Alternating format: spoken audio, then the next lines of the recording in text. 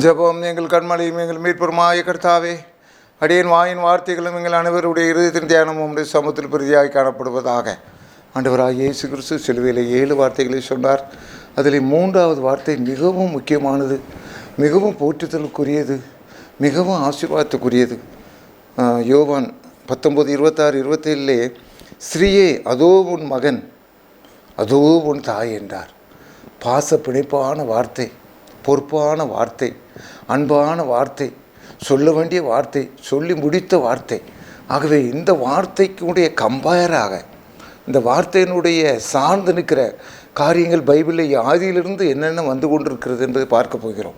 என்னென்ன சார்புள்ள வார்த்தைகள் ஆண்டவர் சொல்வதுக்கு இந்த வார்த்தை இங்கே சொன்னார். ஆனால் பழைய காலத்திலே இந்த சார்ந்த வார்த்தைகள் இருக்கிறது. முதலாவதாக நீங்கள் பார்த்தீர்கள் என்றால் ஆதியாகமம் 7ஆம் அதிகாரம் 13, 14, 15.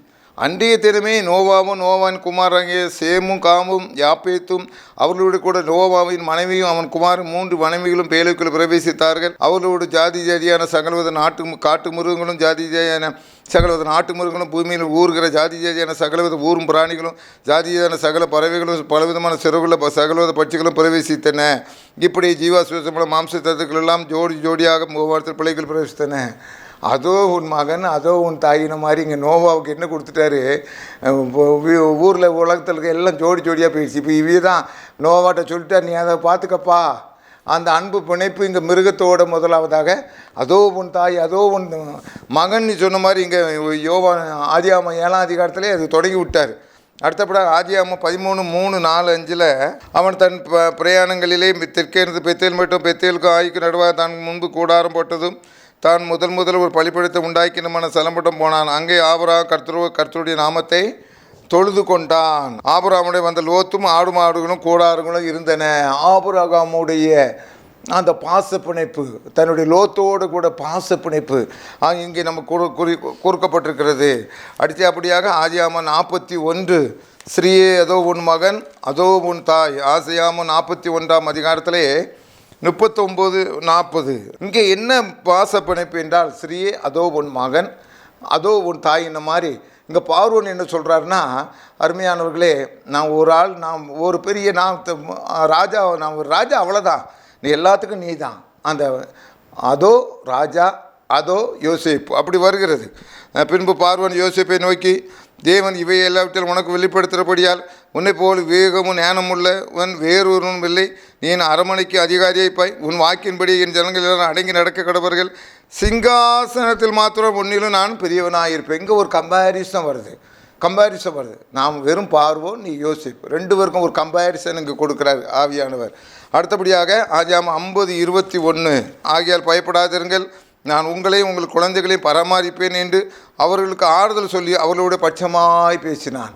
எப்படி சிலுவையில் ஆண்டவர் அதோ உன் தாய், அதோ உன் மகன் என்று பட்சமாக பேசுகிறாரோ அதே மாதிரி யோசேப்பு இங்கே பட்சமாக பேசுகிறார்.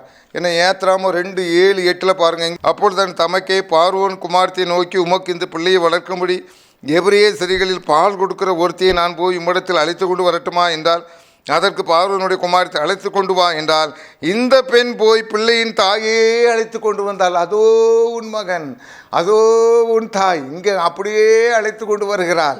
என்ன ஒரு கம்பாரிசன்! ஆதி காலத்தில் ஆவியானவர் என்ன கம்பாரிசன் கொடுக்குறாரு?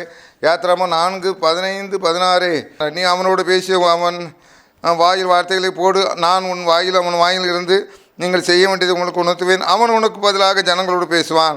இவ்விதமாய் அவன் உனக்கு வாயாக இருப்பான், நீ அவனுக்கு தேவனாயிருப்பார். ஸ்திரீயே அதோ உன் மகன், அதோ உன் தாய். அழகான கம்பேரிசன். யாத்திராமம் 18:25-26 மோசே இஸ்ரவேல் புள்ளிகள் எல்லோரும் திறமையுள்ள மனிதரை தெரிந்து கொண்டு அவர்கள் 1000 பேருக்கு அதிபதிகளாகவும், 100 பேருக்கு அதிபதிகளாகவும், 50 பேருக்கு அதிபதிகளாகவும், 10 பேருக்கு அதிபதிகளாகவும் தங்கள் ஜனங்கள் மேல் தலைவராக்கினான். அவர்கள் எப்பொழுதும் ஜனங்களை நியாயம் விசாரித்தார்கள். வருத்தமான காரியங்களை மாத்திரம் மோசேயினிடத்தில் கொண்டு வந்தார்கள், சிறிய காரியங்களும் தாங்களே தெரியும். ஆக இங்கே அடுத்தபடியாக சிறிய அதோ உன் மகன், அதோ உன் தாய் என்று சொல்லப்பட்டபடி இங்கே என்ன காரியம் வருகிறது? மோசேயினுடைய மாமன் சொல்கிறாரு, ஒரு 70 பேரை ஏற்படுத்துப்பாங்கிறார்.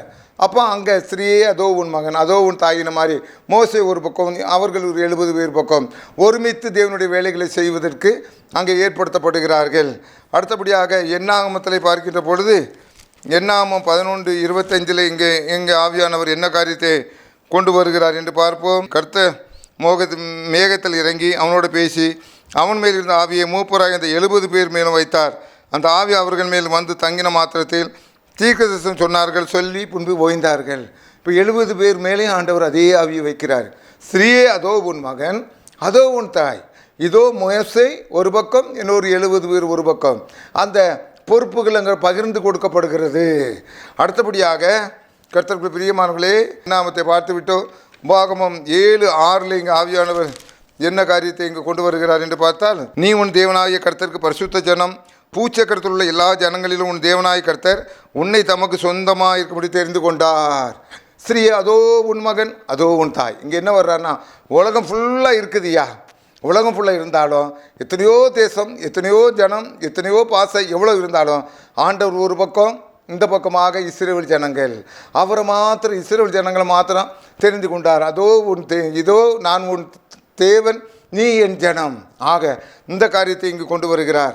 உபாகமம் 31:7-8 பின்பு மோசே யோசுவாவை அழைத்து இஸ்ரவேல் எல்லாரும் பார்த்திருக்க அவனை நோக்கி பழங்கொண்டு திடமானதாயிரு, கர்த்தர் இவர்களுக்கு கொடுப்பேன் என்று இவர்களுடைய பிதாக்கள் காண்கிட்ட தேசத்துக்கு நீ இந்த ஜனத்தை அழைத்து கொண்டு போய் அதை இவர்கள் சுதந்திரப்படி செய்வாய். கர்த்தர் தாமே உனக்கு முன்பாக போகிறவர், அவர் உன்னோடு இருப்பார், உன்னை விட்டு விலகுவதுமில்லை, உன்னை கைவிடுவதில்லை, நீ பயப்படும் கலங்க வேண்டாம் என்றான்.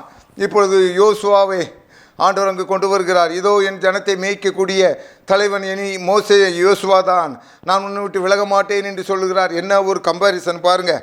அடுத்தபடியாக யோசுவா 24:15 நானும் என் வீட்டாருமோ வென்றால், இதோ அதோ உன் தாய், அதோ உன் மகன், நானும் என் வீட்டாருமோ வென்றால் இந்த கர்த்தரையே தான் சேவிப்போம். அடுத்தபடியாக நியாயாதிபதிகள் 1:12-13 இங்கே சொல்லப்பட்டிருக்கிறது. அரசாலை அவனுக்கு விவாகம் பண்ணி கொடுப்பேன் என்றான். அப்பொழுது காலபுடைய தம்பியாக கேனாசின் குமாரன் ஒத்தினியில் அதை பிடித்தான்.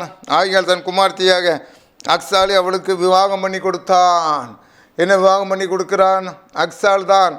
அங்கே யாருக்கு? தன்னுடைய தம்பியாகிய கேனாசின் ஒத்தினியலுக்கு. இதோ உன்னுடைய மகள், இதோ உன்னுடைய மருமகன் அங்கே காண்பிக்கிறார். நாங்கள் கர்த்தருக்குள் பிரியமானங்களே, நிறைய காரியங்கள் இன்னும் சொல்லப்பட்டிருக்கிறது. ரூத்திலே 2:12-13 அந்த அருமையான மகள் சொல்வார், மரணமே இல்லாமல் வேறொன்று நம்மை குறித்து பிரிக்கக்கூடாது. ரூத் ஒரு பக்கம், நகோமி ஒரு பக்கம். சிலுவையில் ஆண்டவர் அதோ உன் மகன், அதோ உன் தாயின்னு சொன்ன மாதிரி நீர்தான் கடைசி வரைக்கும் நான் உம்மோடு கூட தான் இருப்பேன். அடுத்த மாதிரி கர்த்தருக்குள் பிரியமானவர்களே, இன்னுமாக 1 சாமுவேல் 18:3-4, 2 சாமுவேல் 7:8-16, 2 சாமுவேல் 9:6-7 இவ்விதமாக நிறைய காரியங்களிலே இந்த பாச பிணைப்பான சம்பவங்கள் அங்கே நிறைய கிடைக்கின்றன. இதில் படியுங்கள். நாமும் நம்முடைய குடும்பத்தாரும், என்னுடைய மனைவி, என்னுடைய பிள்ளை, என்னுடைய பேரன், அந்த அன்பை குடும்பத்தில் நீங்கள் செலுத்துங்கள்.